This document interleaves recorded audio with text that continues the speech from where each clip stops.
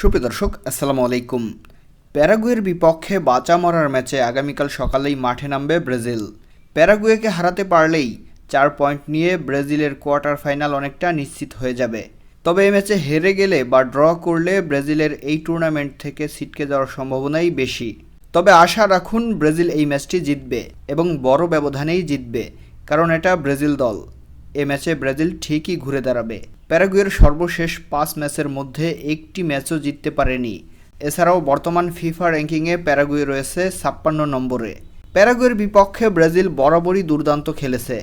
দুই দলের সর্বশেষ ম্যাচে ব্রাজিল প্যারাগুয়েকে 4-0 গোলের ব্যবধানে হারিয়েছে। ওই ম্যাচটিতে আক্রমণভাগে খেলেছিলেন ভিনিসিয়াস, রাফিনহা ও ম্যাথিউস কুনহা। সুপারস্টার নেইমারবিহীন ওই ম্যাচে রদ্রিগো ও রাফিনহা একটি করে গোল করেছিলেন। 3টি অ্যাসিস্ট করেছিলেন মার্কুইনহোস ও 1টি অ্যাসিস্ট করেছিলেন ব্রুনো গুইমারেস।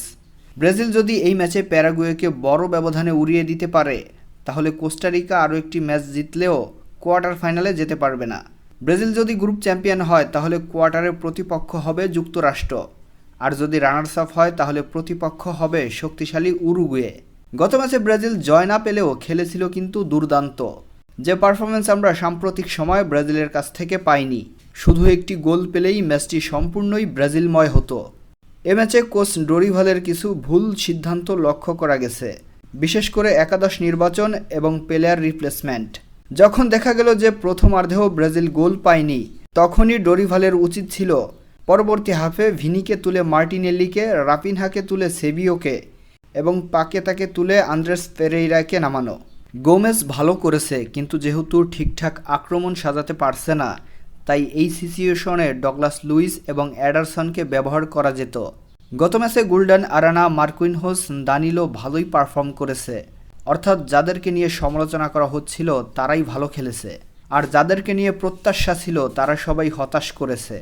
আমি ব্যক্তিগতভাবে বলছি, প্যারাগুয়ের বিপক্ষের ম্যাচে শুরুর একাদশে ভিনি এবং রাফিনহাকে বেঞ্চে বসিয়ে মার্টিনেল্লি এবং সেভিওকে সুযোগ দেওয়া উচিত। ভিনি ক্লাব পর্যায়ে যে পারফর্ম করে, জাতীয় দলে তার সিটে ফোটাও আমরা দেখতে পাই না। একই কথা রাফিনহার জন্য। তাই তাদেরকে বেঞ্চ গরম করতে দিলে হয়তো জাতীয় দলের গুরুত্বটা বুঝবে। এছাড়া ব্রাজিল দল এখনও একজন স্ট্রাইকার বা একজন পিওর নাম্বার 9-এর অভাবে ভুগছে, এবং সুপারস্টার নেইমারের মতো একজন গেম চেঞ্জারের যোগ্য উত্তরসূরি খুঁজে পায়নি ব্রাজিল।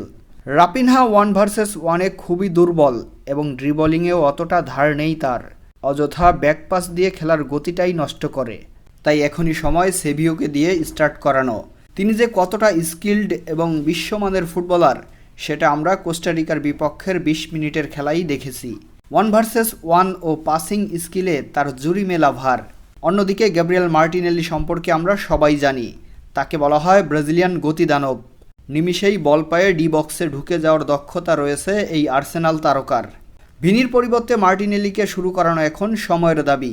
ডিফেন্সে দানিলো, মিলিতাও, মার্কুইনহোস, আরানারা যথেষ্ট ভালো করেছে। ডিফেন্স অপরিবর্তিত থাকলেই ভালো হয়। মিডফিল্ডে ব্রুনো, পাকেতা, গোমেজরাও তুলনামূলক ভালোই করেছে। তবে আক্রমণ ভাগে পরিবর্তন আনতেই হবে। সব মিলিয়ে আশা করব প্যারাগুয়ের বিপক্ষের ম্যাচে ঘুরে দাঁড়াবে ব্রাজিল এবং প্রমাণ করবে তারা এখনও হারিয়ে যায়নি। প্রিয় দর্শক, আপনার কি মনে হয় ব্রাজিলের এই ম্যাচটিতে ফলাফল কেমন হতে পারে? আপনার গুরুত্বপূর্ণ মতামত অবশ্যই আমাদেরকে কমেন্টের মাধ্যমে জানিয়ে দিন। ফুটবলের সব আপডেট জানতে আমাদের চ্যানেলটি সাবস্ক্রাইব করে আমাদের সঙ্গেই থাকুন। আল্লাহ হাফেজ।